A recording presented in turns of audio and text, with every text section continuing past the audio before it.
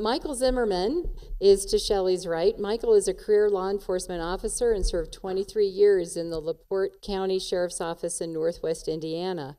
He worked as a patrol officer as his primary position, and in addition to his patrol duties, was a tactical officer during the last 17 years. Michael retired from that department with an opportunity to relocate his family to Colorado for a better life for his kids. Hurrah, you're here. He started with the Carbondale Police in July of 2012, and January 2013, he was selected as the school resource officer, where his duties include not just Roaring Fork High School, but 6 other high schools also. He's an avid writer and published a simple children's book in 2008. He enjoys hiking and biking, running and kayaking, and although he calls the Midwest his home, Colorado is who he is on the inside. So, Michael, there's a lot of different, it's a new law. So can you just briefly explain to us what exactly are the laws, and what do you see as a school resource officer in the schools, and how does that impact high schoolers? Okay, well, I'll try not to bore everyone with the law overall, and we'll keep that very brief. Basically, bottom line is, if you're under the age of 21, it's illegal. That's the easiest way to put it. That is just the easiest way, flat out. And if you're over 21, it's legal. That's why we have the retail shops and things that are, in Colorado and also in Washington. And responsibility is the biggest portion of it. We have adults that are having problems alone being responsible, let alone kids that are still trying to find themselves and become responsible adults. So why put other things into the mix? As far as the schools go, we're seeing, from the Midwest where I came from to out here, we're seeing marijuana being invaded more through even middle school age. You're talking kids, 10, 11 years old that are experimenting and using on a regular basis, and up through high school and into their adult years. We're seeing more, problems as far as being able to blend with each other socially. We're seeing problems with their grades, so it's been indicated as well. It's out there, it's real. They're ditching, which is an obvious problem. They're creating more problems in the household, or they're trying to run away from the problems in the household, which, as we know, with any drug, trying to run away, it doesn't go away, it just compounds things. And as adolescents, you're having more and more difficulty dealing with the realities of life and trying to find your mix in the social network, without adding things to it, which is really rough.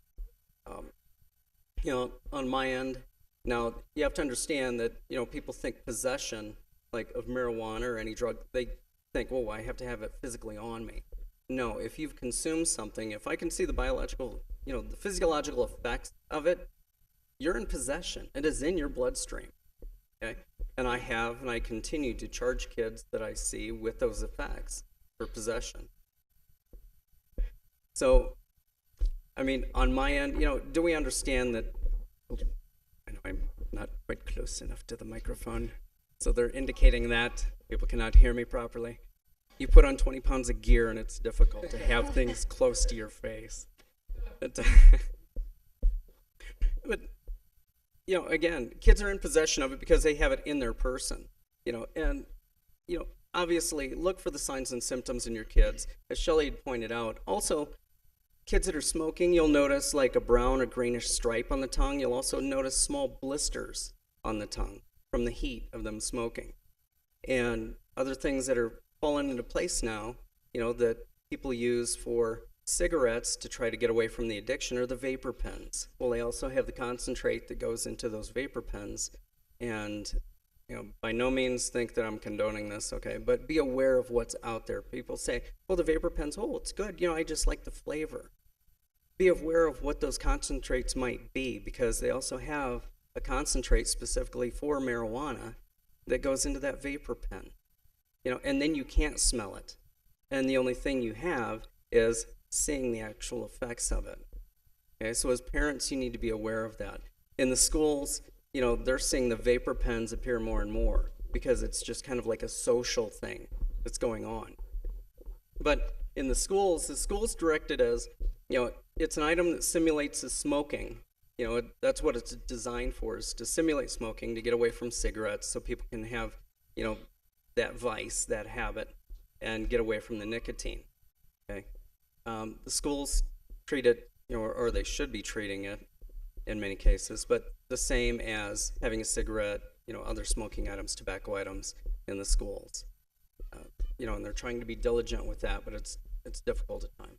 So, Michael, I'm wondering if in the last, since the marijuana law, recreational marijuana has come into play, have you seen edibles in the schools? Brownies, cookies, gummy bears? What's your take on that? Edibles have been out there. Kids are either raiding, their parents' stash or buying it illegally off the street. And, they're trying to bring it in a variety of venues. We're not seeing a lot of that, but yes, we do see it from time to time. Sometimes it's just the suspicion of the edibles being there, because we're not smelling the smoke, we're not seeing the vapor pens, but we are seeing the effects. So trying to pinpoint, when they're ingesting it, how they're ingesting it, it gets a little bit difficult. But I mean, it's definitely out there, and our society has made it so socially acceptable overall. We've made jokes about the marijuana and the different pot things in the films and the movies.